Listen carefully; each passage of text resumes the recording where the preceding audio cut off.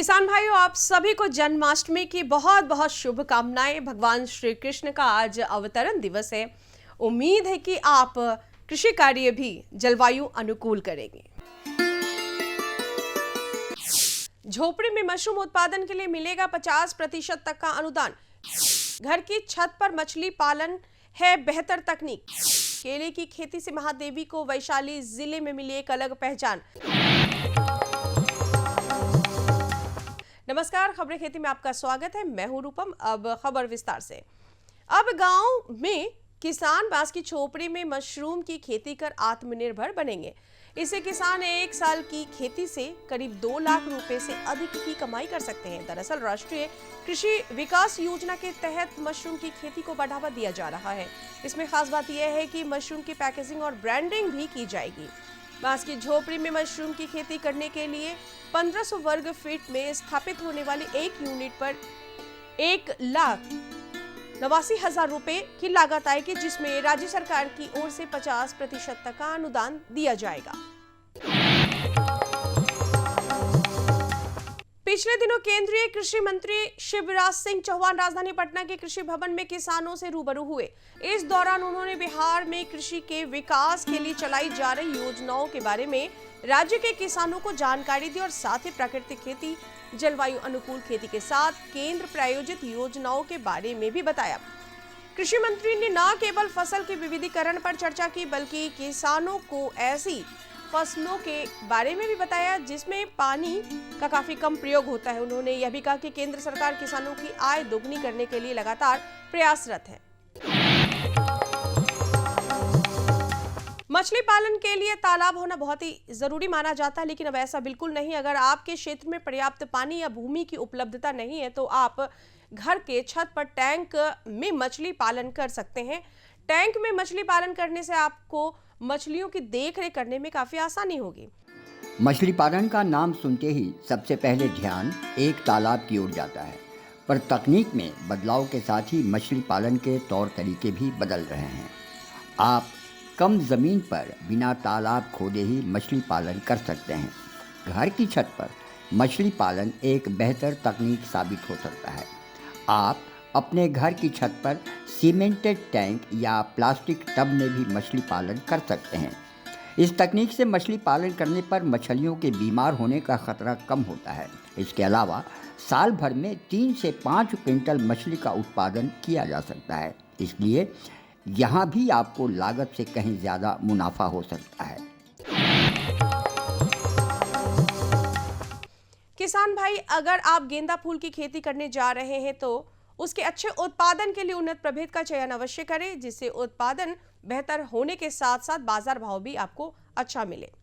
यदि किसान नियमित फसल के साथ साथ अतिरिक्त आय लेना चाहते हैं तो खाली पड़ी ज़मीन पर गेंदा की खेती कर ऐसा कर सकते हैं। गेंदा के फूलों की बाजार मांग को देखते हुए किसानों के लिए इसका उत्पादन बेहद लाभकारी साबित हो रहा है। खास बात यह है कि इस फूल की खेती कम जगह पर भी आसानी से की जा सकती है। ऐसे में अगर आप गेंदा की खेती इसके उन्नत प्रभेदों से करते हैं तो आपकी खेती कभी घाटे में नहीं जाएगी। अफ्रीकन और हजारिया गेंदा को कृषि वैज्ञानिक उन्नत प्रभेद मानते हैं। सफलता की आज की इस महत्वपूर्ण कड़ी में आज आपकी मुलाकात हम करवाने जा रहे वैशाली जिले की सशक्त प्रगतिशील किसान महादेवी से। केला की खेती एक नगदी व्यवसाय है, इसलिए ये फसल किसानों को आत्मनिर्भर बनाने के साथ साथ आर्थिक ताकत भी देती है। यही आर्थिक ताकत मिली है वैशाली की महादेवी जी को, जो अपने परिवार के भरण पोषण के लिए पिछले कई सालों से केले की खेती कर रही हैं। महादेवी अल्पान, चिनिया एवं कोठिया जैसे केले के उन्नत प्रभेदों से केले की खेती करती हैं। केले की खेती की खासियत यह है कि इसकी पहली बुआई में खर्च थोड़ा ज़्यादा आता है। इसके बाद 2-2 पौध जड़ से ही तैयार हो जाते हैं। एक कटता है तो दूसरा तैयार हो जाता है। आइए अब एक नजर डालते हैं मंडी के ताजा भाव पर। आइए एक नज़र डालते हैं राजधानी पटना के सब्जी मंडी में और जानते हैं आलू एवं प्याज के ताज़ा भाव। लाल आलू 3200 से 3400 रुपये प्रति क्विंटल, सफ़ेद आलू 3000 से 3200 रुपये प्रति क्विंटल, लोकल प्याज 3300 से 3500 रुपये प्रति क्विंटल। कैसा रहेगा अगले 24 घंटे में राजधानी पटना का तापमान, एक नजर मौसम के मिजाज पर। मौसम विभाग के मुताबिक बिहार के उत्तर मध्य भाग को छोड़ अधिकांश जिलों में वज्रपात की आशंका है। इसके अलावा कुछ जिलों में भारी बारिश की संभावना बनी हुई है। अगले 24 घंटे में राजधानी पटना का अधिकतम तापमान 35 डिग्री सेल्सियस एवं न्यूनतम तापमान 26 डिग्री सेल्सियस तक बने रहने की संभावना है। तो किसान भाइयों, अभी आपने देखा कृषि समाचार और जाना खेती बाड़ी से जुड़ी तमाम नई जानकारियां। नमस्कार, मैं किशोर जबी स्वागत करती हूं आप सभी का आपके अपने कार्यक्रम कृषि दर्शन में। किसान भाइयों, कार्यक्रम में आगे हम जानेंगे कि खरीफ मक्का का सामयिक प्रबंधन कैसे करें, लेकिन उससे पहले रुकेंगे यहाँ पे एक छोटे से ब्रेक के लिए। मक्का में सबसे पहली वही समस्या आता है खरपतवार की।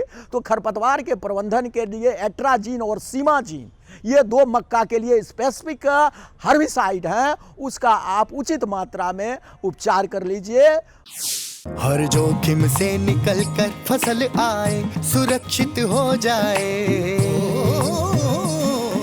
फसल बीमा से हर किसान अब आत्मनिर्भर हो जाए। अब सूखा पड़े या बाढ़ आ जाए, कोई डर नहीं। अब ओले पड़े या कीट पतंगे फसल खा जाए, कोई फिक्र नहीं। अब कैसी भी आपदा हमारी फसल पे आ जाए, क्षति होने पर हमारे दावों का उचित भुगतान मिलता है, क्योंकि हमने लिया है प्रधानमंत्री फसल बीमा। बुआई से फसल कटाई तक हर जोखिम का दावा, न्यूनतम प्रीमियम पर अधिकतम भुगतान का वादा। योजना से हर साल जुड़ रहे हैं 5 करोड़ से ज्यादा किसान। अब आपकी है बारी। नजदीकी कृषि कार्यालय, सहकारी समिति, बैंक शाखा, अधिकृत बीमा कंपनी या जन सेवा केंद्र में स्वेच्छा से करा सकते हैं पंजीकरण। फसल बीमा पोर्टल या फसल बीमा ऐप द्वारा भी किया जा सकता है पंजीकरण। प्रधानमंत्री फसल बीमा योजना, आपकी फसलों का संपूर्ण सुरक्षा कवच। कृषि एवं किसान कल्याण मंत्रालय, भारत सरकार। ब्रेक के बाद कार्यक्रम कृषि दर्शन में आप सभी का एक बार फिर से स्वागत है। उम्मीद है आप सभी किसान भाइयों ने खरीफ मक्का की बुआई कर ली होगी, लेकिन अच्छे उत्पादन के लिए बुआई के बाद खेत में खरपतवार और कीटनाशी का छिड़काव किया जाना बहुत ज़रूरी है। आज हम इन्हीं विषयों के बारे में विस्तार से जानेंगे। साथ ही साथ मुलाकात करेंगे हमारे कृषि विशेषज्ञ डॉक्टर प्रमोद कुमार से, जो हमें बताएंगे कि खरीफ मक्का का सामयिक प्रबंधन कैसे करें। मक्का खरीफ का एक प्रमुख फसल है, जिसे देश में व्यापक रूप से उगाया जाता है। इसका उचित समय पर और सही ढंग से प्रबंधन किया जाए तो किसान इसके जरिए बेहतर पैदावार और मुनाफा कमा सकते हैं। इसके लिए किसान भाइयों को इस बात पर विशेष ध्यान देने की आवश्यकता होती है कि बुवाई के समय मिट्टी में नमी पर्याप्त हो। बीजों का चुनाव करते समय उच्च गुणवत्ता वाले और रोग प्रतिरोधी बीजों का ही चयन करें। बुवाई से पहले बीजों का उपचार करना भी बेहद जरूरी है, जिससे रोगों से बचाव हो सके। खरीफ मक्का की फसल बारिश पर निर्भर होती है, लेकिन बारिश में कमी होती है तो सिंचाई का उचित प्रबंधन की आवश्यकता हो जाता है। लेकिन किसान भाई इस बात का भी ख्याल रखें कि खेत में पानी जमा न हो पाए। अच्छी पैदावार के लिए संतुलित उर्वरक का प्रयोग अत्यंत ही महत्वपूर्ण है। बुवाई के समय नाइट्रोजन, फास्फोरस और पोटास का सही अनुपात का ही प्रयोग करना चाहिए। साथ ही जैविक खाद जैसे वर्मी कंपोस्ट का भी इस्तेमाल करने से मिट्टी की उर्वरकता बनी रहती है और पौधों को आवश्यक पोषक तत्व तो मिलते रहते हैं। मक्का की फसल में खरपतवारों का सही समय पर नियंत्रण भी बेहद जरूरी है, क्योंकि ये फसल की वृद्धि को काफी प्रभावित करते हैं। मक्का की फसल में तना छेदक और फॉल आर्मी वर्म जैसे कीटों का खतरा बना रहता है। इसके प्रबंधन के लिए जैविक कीटनाशक का इस्तेमाल किया जा सकता है। इसके साथ ही पत्तियों पर लगने वाले रोगों से बचाव के लिए उचित समय पर फफूंदनाशक का छिड़काव भी बेहद जरूरी है। समय पर और सही ढंग से प्रबंधन करने से खरीफ मक्का की फसल में अधिकतम उत्पादन प्राप्त किया जा सकता है। किसान भाइयों को सलाह दी जाती है कि वे समय समय पर कृषि वैज्ञानिकों से परामर्श ले और कृषि संबंधित नई तकनीकों को अपनाएं, ताकि फसल की पैदावार में वृद्धि हो और उनके जीवन में समृद्धि आए। किसान भाइयों, आज हम लोग बात करेंगे मक्के की सामयिक प्रबंधन के बारे में।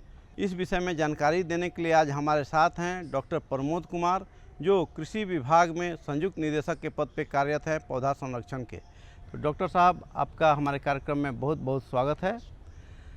अभी जो खेतों में मक्के की स्थिति है वो क्या स्थिति है और क्या कृषि कार्य करना चाहिए, क्या देखभाल करना चाहिए हमारे किसान भाइयों को?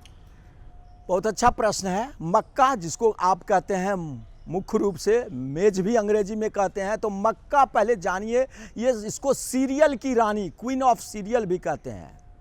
और ये एक ऐसा क्रॉप है जो अपने आप सुधरता है, इसका स्वास्थ्य अपने आप सुधरता है, इसलिए इसको सेल्फ इम्प्रूविंग क्रॉप भी कहते हैं।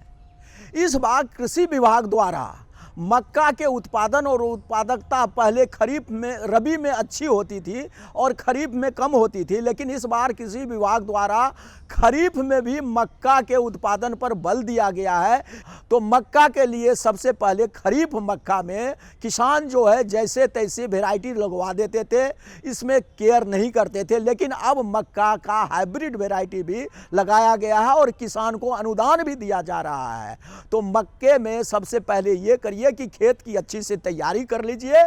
उसके बाद आप क्या करिए, 20 से 25 किलोग्राम बीज दर 1 हेक्टेयर के लिए अनुशंसित होता है और उसको प्लांट टू प्लांट और रो टू रो जो डिस्टेंस है किसानों हमारे वैज्ञानिकों के द्वारा उस पर आप लगा दीजिए। और जैसे लगाने के पहले मक्का में सबसे पहली वही समस्या आता है खरपतवार की। तो खरपतवार के प्रबंधन के लिए एट्राजीन और सीमाजीन, ये 2 मक्का के लिए स्पेसिफिक हर्बिसाइड हैं, उसका आप उचित मात्रा में उपचार कर लीजिए। वो एट्राजीन और सीमाजीन का 2 से 2.5 किलोग्राम प्रति हेक्टेयर के दर से बालू में मिला करके उसको छिड़काव कर लीजिए, तो आप जो है खरपतवार की समस्या से आप निजात पा जाएंगे। दूसरी जो समस्या है वो आपका कीट की समस्या है। कीट में सबसे पहला कीट जो आता है वो तना छेदक कीट होता है। तना छेदक कीट वही होते हैं जो आपके लगते हैं किसमें, धान में लगते हैं। तो तना छेदक कीट वही है, उसके शिशु जो है भीतर तना के अंदर अपना अंडा, शिशु उसकी मादा कीट जो है तना के भीतर अंडा देती है, उसे शिशु निकलता है और शिशु तना के भीतरी भाग को खाता है, जिसके कारण इसमें भी ऊपर की डालियां सूख जाती है, इसमें भी डेड हर्ट होता है।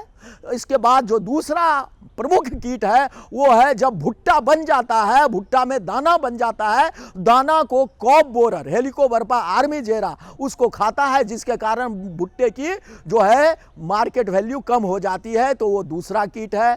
और तीसरा कीट जो सबसे इंपॉर्टेंट कीट है अभी कहते हैं, उसको कहते हैं FAW, फॉल आर्मी वार्म और आर्मी वार का पतन। ये तना का, ये मक्का का सबसे महत्वपूर्ण कीट है। ये कीट हमारा केरला से आया था और इधर ही नए वर्षों में आया है। चूंकि जलवायु का परिवर्तन का प्रभाव है, इसलिए नए नए कीट आते हैं।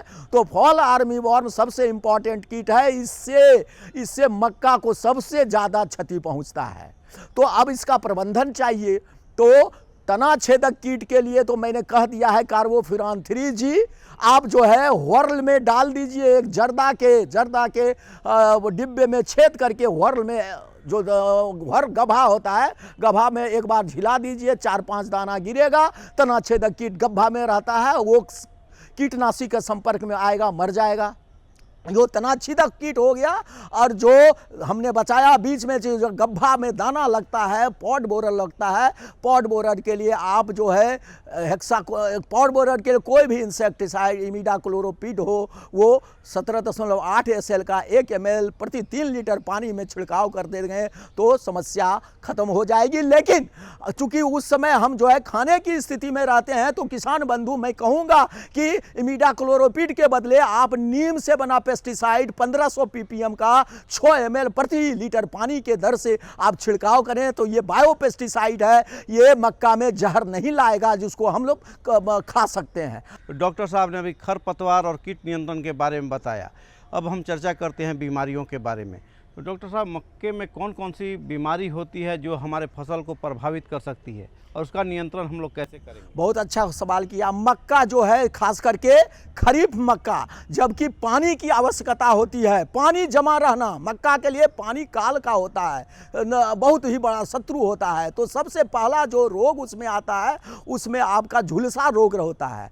झुलसा रोग जो है ये ब्लाइट का होता है, ये बेलनाकार या आँख के आकार का होता है। इसके प्रबंधन के लिए पत्ती पर बनता है और धीरे धीरे इसका प्रकोप अधिक होता है तो पूरी पत्ती को जला देता है, जिसके कारण फोटोसिंथेसिस की क्रिया नहीं होती है और मक्का के फसल में उत्पादन और उत्पादकता में कमी हो जाती है। तो इसके प्रबंधन के लिए आप जो है कार्बेंडाजिम और मैंगोजेब जो संयुक्त उत्पाद है बाजार में उपलब्ध है, उसका 2 ग्राम प्रति लीटर पानी में मिला करके छिड़काव करेंगे तो ये ब्लाइट का प्रकोप से बच जाएंगे। और दूसरा की जो है रोग है वो है बैक्टीरियल जनित रोग। बैक्टीरिया द्वारा जनित रोग है वो तब जब होता है जब आपके खेत में पानी जमा हो जाएगा। पानी जमा हो जाने के कारण क्या होता है, बैक्टीरिया पनपता है और नीचे से तीसरा और दूसरा जो स्तंभ होता है वहीं जो है खोखला हो जाता है और वहीं से मक्का गिर जाता है, जिससे काफ़ी हानि होती है और उसको आप सूंघेंगे तो सड़ी मछली जैसा गंध आएगा। तो इसके लिए प्रबंधन के लिए क्या करें कि जल निकास की सही व्यवस्था करें। मक्का के खेत में खरीफ सीजन में वर्षा ऋतु में पानी नहीं जमने दें। अगर पानी जम भी गया है तो उसको क्या करें, तब ऐसी स्थिति में एक जो है बैक्टीरिसाइड है जिसका नाम है स्ट्रेप्टोसाइक्लिन, वो 6 ग्राम का पाउच होता है। 6 ग्राम के पाउच को 15 से 20 लीटर पानी में मिला करके आप छिड़काव करेंगे तो ये बैक्टीरिया जनित बीमारी से आप निजात पा जाएंगे। किसान बंधु, डॉक्टर प्रमोद ने खरीफ मक्के की सामयिक देखभाल और प्रबंधन के बारे में विस्तार से जानकारी दी। उम्मीद है आप इनके सुझावों से लाभ उठाएंगे। डॉक्टर साहब, आपने हमारे किसान भाइयों को इतनी अच्छी जानकारी दी, इसके लिए आपका बहुत बहुत धन्यवाद। और किसान भाइयों, आपसे भी लेते हैं इजाज़त। नमस्कार। किसी भी कारणवश गर्भपात हो जाए किसी पशु में, यानी कि उस समय से पहले बच्चा डिलीवर कर जाए, बच्चा डेड फीटस उसका बाहर बच्चा निकल जाए, तो ऐसे समय में क्या होता है, वो जो प्लेसेंटा है, जो जेल है, वो परिपक्व नहीं हो पाती है और अड़ी रह जाती है। ये एक मुख्य कारण है। प्रधानमंत्री किसान सम्मान निधि, उसका लाभ उन किसानों को मिलेगा जिनके पास 5 एकड़ से कम भूमि है। आजादी के बाद देश के इतिहास में किसानों के लिए बनी ये सबसे बड़ी योजना है प्रधानमंत्री किसान सम्मान निधि। इस योजना के तहत 2 हेक्टेयर तक की जोत वाले किसान परिवार को 6,000 रुपए का सालाना भुगतान होगा, जो पात्र किसानों को 2-2 हजार की 3 किश्तों में सीधा उनके खातों में जमा होगा। इन पात्र परिवारों का चयन राज्य सरकार कर रही है। इस योजना का पूरा खर्च भारत सरकार वहन कर रही है। सम्मान, जिस पर हमेशा अन्नदाता का हक था, उसे अब वो सीने पर लगाकर घूम भी सकेगा। प्रधानमंत्री किसान सम्मान निधि, किसान की किसानी का नया अभिमान। तो किसान भाइयों, अभी आपने विस्तार से जाना कि खरीफ मक्का का सामयिक प्रबंधन कैसे किया जाए। इसी के साथ बढ़ेंगे कार्यक्रम के अगले भाग में। दुधारू पशुओं के बयाने के 4 से 5 घंटे बाद जेर या प्लेसेंटा खुद ब खुद बाहर निकल जाते हैं, लेकिन कभी कभी ये जेर या प्लेसेंटा गर्भाशय में ही रुक जाती है, जो कि एक समस्या बन सकती है। तो कैसे करें इसका निदान, इसका इलाज कैसे करें, आज हम इन विषयों पर चर्चा करेंगे। तो आइए मुलाकात करते हैं हमारे कृषि विशेषज्ञ डॉक्टर सुमित सहगल से। दुधारू पशुओं में जेर या प्लेसेंटा का रुकना तथा उसका इलाज, और इस खास विषय पर हमारे साथ बातचीत करने के लिए मौजूद हैं डॉक्टर सुमित सिंघल, जो प्राध्यापक हैं बिहार वेटनरी कॉलेज पटना में। सर, कृषि दर्शन कार्यक्रम में आपका हार्दिक स्वागत है। पशुओं में जेर रुकने की समस्या क्या है? पशुओं में जेर रुकना एक गंभीर समस्या है। ऐसा हमने देखा गया है कि ये समस्या दिन प्रतिदिन बढ़ रही है। इसके आप लोग अगर देखेंगे कि तो पशु जैसे बाछा या बाछी जब भी पैदा होती है तो उसके नाभि से कोई एक नली, नाड़ी या जेर जिसको हम कहते हैं वो लगी होती है। कई बार वो इतनी लंबी होती है उसको काट कर बांधना पड़ता है। तो जेर पहले हमें समझना पड़ेगा कि जेर क्या है या जड़ क्या है, नाभि क्या है या नाड़ी क्या है। इसके अलग अलग देश के अलग अलग भागों में इसका अलग अलग नाम से जाना जाता है। तो जेर क्या है? जब भी पशु गाभिन होता है तो उस बच्चा जो उसके गर्भाशय में जो पल रहा है, वो गर्भाशय और माँ के बीच का जो न्यूट्रिशन का एक्सचेंज है, जो उसमें खून का एक दूसरे से एक्सचेंज है, जो अच्छा खून जो है माँ से बच्चे की तरफ जाता है और गंदा खून जिसको कहते हैं, जिसमें कि टॉक्सिन्स वगैरह जो भी मेटाबोलाइट्स होंगे उससे माँ की तरफ जाएगा। जो ऐसी कोशिका का जो समूह है, उस समूह को हम प्लेसेंटा या जेल बोलते हैं। तो नॉर्मल ब्यात में अगर देखा जाए, पशु के ब्याने के बाद 3 से 4 घंटे बाद ये ऐसी जड़ या जेल जो है पशु स्वतः ही अपना आप ही निकाल देता है। अगर ये जेल अटकी रह जाती है 8 घंटे से ऊपर, ऐसी कंडीशन, ऐसी समस्या को हम रिटेंशन ऑफ प्लेसेंटा या जेल का अटकना या रुकना बोल सकते हैं। डॉक्टर साहब, जेर जब अंदर फंस जाता है तो हमारे किसान भाई बहुत परेशान हो जाते हैं कि उसको कैसे बाहर निकाला जाए, और जितनी भी देसी प्रक्रियाएं हैं, जो देसी पद्धति से इलाज संभव होता है, वो लोग करते हैं। तो सबसे पहले आते हैं कि जेर फंसने के दुष्प्रभाव क्या क्या होते हैं। जेर फंसने के दुष्प्रभाव अगर आप बात करें तो इसमें पहला तो जैसे कि ब्याने के बाद पशु को अच्छे से दूध देना चाहिए, तो सीधा सीधा प्रभाव होता है कि जैसे ही जेर उसकी लटकी हुई है, अटकी हुई है, तो कहीं ना कहीं इसमें संक्रामक रोग हो जाते हैं। बाहर से बैक्टीरिया है जो कि सूक्ष्म जीवी हैं, कुछ ना कुछ इसमें जाके इसका बहुत अच्छा इसको मीडिया मिल जाता है जहाँ पे ये मल्टीप्लाई करते हैं और इसमें इन्फेक्शन संक्रामक पैदा कर देते हैं, जिस कारण पशु के गर्भाशय में मवाद भी पड़ जाती है। कई बार पशु बीमार पड़ जाता है, बुखार हो जाता है और अपना खाना पीना भी छोड़ देता है। इसका सीधा सीधा दुष्प्रभाव देखने को मिलता है कि पशु का दूध उत्पादन में भारी कमी आ जाती है, एक साथ गिरावट आ जाती है, और कुछ जब भी इलाज इसका कराया जाता है तो कुछ ऐसी दवाइयाँ भी हो जाती हैं या बच्चेदानी की मवाद की बदबू जो होती है ऐसे दूध में भी वहाँ से आ जाती है। तो ये सब समस्याएं कॉमन समस्या हो जाती हैं। इसके कारण कौन कौन से हैं कि जेर फंस जाता है अंदर, तो हम उन कारणों की पड़ताल करना चाहेंगे ताकि हमारे किसान भाई वे कारणों से अपने पशुओं को बचा सकें। इसके कारण हैं, जैसे कि हम जानते हैं कि गाय का एक गर्भकाल का जो समय है, जितने समय बच्चा उसके पेट में रहता है वो 9 महीने 9 दिन होता है लगभग, और भैंस में 10 महीने 10 दिन होता है। किसी भी कारणवश गर्भपात हो जाए किसी पशु में, यानी कि उस समय से पहले बच्चा डिलीवर कर जाए, बच्चा डेड फीटस उसका बाहर बच्चा निकल जाए, तो ऐसे समय में क्या होता है, वो जो प्लेसेंटा है, जो जेल है, वो परिपक्व नहीं हो पाती है और अड़ी रह जाती है। ये एक मुख्य कारण है। अन्य कारण है कहीं इन्फेक्शन हो जाए, कहीं संक्रामक रोग हो जाए, जिस कारण से अंदर सूजन हो जाती है बच्चेदानी में, और दोनों का जो अटैचमेंट है, वो दोनों प्लेसेंटा का जो अटैचमेंट है, बच्चेदानी के साथ जो अटैचमेंट है, गर्भाशय के साथ जो अटैचमेंट है, वो नहीं निकल पाता है, तो जेल अड़ जाती है। सर, आते हैं इलाज पर कि क्या इलाज किया जाए ताकि पशुओं में ये समस्या नहीं के बराबर हो, और हमारे जो पशुपालक भाई हैं वो अगर पशुओं का जेर अटक जाता है या रुक जाता है तो इलाज के माध्यम से उसे सुचारू रूप से बाहर निकाल सकें। इलाज अगर हम देखें इसका, कुछ लोग जो अगर हम देखें गांव में जो बहुत अच्छे डॉक्टर नहीं होते हैं, तुरंत ही जाके उसको हाथ से निकालने की कोशिश करते हैं। मैं किसान भाइयों को, पशुपालकों को इस माध्यम से यहाँ से बताना चाहूँगा कि इसमें जल्दी नहीं करनी चाहिए, क्योंकि हमने आपको बताया कि 8 घंटे के बाद भी अगर जेल अटकी रहे तब उसको हम रिटेंशन ऑफ प्लेसेंटा कहते हैं। ब्याने के तुरंत ही बाद कुछ लोग हाथ डलवा देते हैं 2-3 घंटे में, ऐसे में वो जेल परिपक्व नहीं हो पाती है और कोई भी झोला छाप या कोई भी वहाँ पे जिसको पूरी जानकारी नहीं होती है उसको जेल को खींच के निकाल देता है, जिस कारण से बच्चेदानी में इन्फेक्शन होने के और ज़्यादा चांस हो जाते हैं।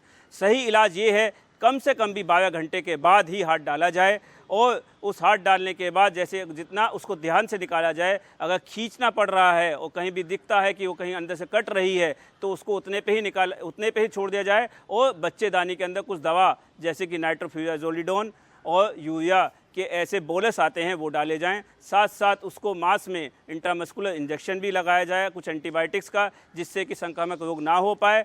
अन्य कुछ कैल्शियम और फास्फोरस की, जैसे हमने बताया कि कमी की वजह से ये बीमारी होती है, तो सप्लीमेंट के तौर पे या इंट्रावेनस हम कैल्शियम का इसका लिक्विड इसको चढ़ा सकते हैं, ये हमें देना चाहिए। इसके साथ साथ हमारे घरेलू उपचार भी बहुत कुछ हैं। जैसे घरेलू उपचार में हम देखते हैं कि कुछ लोग पहले गुड़ को उबाल के, गुड़ को पानी में उबाल के उसका पाथी टाइप का कुछ उसका बना के वो देते थे। गुड़ में अजवाइन, सौंठ, हल्दी, जीरा ये सब मिलाकर पशु को देना चाहिए। लगभग 250 ग्राम का गुड़ एक बार की खुराक, ऐसा सुबह शाम दें, 3-4 दिन दें, तो इलाज इसका अच्छा संभव है। जब जेर रुकने की समस्या होती है तो हमारे किसान भाई क्या करते हैं कि बांस का पत्ता रुखड़ा चीज़ जितना भी होता है धान अपने पशुओं को देते हैं। और हम कुछ जगहों पर यह भी मैंने देखा है कि जेर रुकने की समस्या से जब पशु ग्रसित हो जाता है तो कितने किसान भाई ऐसे भी होते हैं कि तुरंत उसी का जो दूध होता है तो दूध दूह कर भी अपने पशुओं को पिला देते हैं। तो ये कितना उचित एवं कारगर है। ये जो भी आपने दोनों चीज़ें बताई हैं, बाँस की पत्तियों को उबाल के उसका काढ़ा बना के भी दिया जाता है, ऐसा बिल्कुल अच्छा है। एक आपने छुई मुई का पेड़ भी देखा होगा, कुछ लोग उसका भी एक्सट्रैक्ट निकाल के उसको दे देते हैं। ये सब कारगर इलाज हैं। और अजवाइन, सोंठ, गुड़ जो मैंने बताया ये सभी के घर में अवेलेबल है, कहीं ना कहीं गांव देहात सभी जगह है। ये सब देना बड़ा कारगर साबित होता है। साथ साथ जो आपने बताया कि गाय का दूध निकाल कर उसी को दे देते हैं, क्योंकि आप खुद देखें उस दूध में बहुत सारे पोषक तत्व होते हैं और कैल्शियम की कंसंट्रेशन, जो कैल्शियम की जो मात्रा है नॉर्मल दूध से लगभग 10 गुना के अनुपात में होती है। तो क्योंकि कैल्शियम की कमी से ये हो जाता है, जो प्लेसेंटा या जेल का रुकना बोला है, तो ये दूध देना भी बहुत अच्छी बात है अगर पशु ऐसा दूध पी लेता है। नहीं तो मार्केट में भी बहुत सारे कैल्शियम के सिरप नाम से आते हैं, जो कि एक ही टाइम में उसको आजकल सिरप ऐसे बनाए गए हैं कंपनी की, उसमें नाल भी लगी होती है, उसको आराम से पिला सकते हैं। ऐसा बिल्कुल सही है। घरेलू उपचार जो किसान भाई करते हैं ये बिल्कुल ठीक है। इतनी अच्छी जानकारी देने के लिए डॉक्टर साहब आपका बहुत बहुत धन्यवाद। और किसान भाइयों, मिलते हैं कृषि दर्शन कार्यक्रम के अगले भाग में एक नई जानकारी एवं एक नए विशेषज्ञ के साथ। तब तक हमें और हमारी पूरी टीम को दीजिए इजाज़त। नमस्कार। तो किसान भाइयों, आज के कार्यक्रम में हमने आपको कृषि जगत की तमाम नई जानकारियां दी। उम्मीद है ये जानकारियां आपके लिए लाभकारी रही होंगी। लेकिन आज के लिए बस इतना ही। अगले अंक में ऐसे ही कुछ और नई जानकारियों के साथ हम फिर से हाजिर होंगे। तब तक के लिए मुझे और हमारी कृषि दर्शन की पूरी टीम को दीजिए इजाज़त। नमस्कार। हमारा पता है कृषि दर्शन, कमरा नंबर 203, द्वारा केंद्र निदेशक, दूरदर्शन केंद्र पटना, फ्रेजर रोड, पटना। हमारा ईमेल एड्रेस है director@ddkpatna@gmail.com और kddkpatna@gmail.com।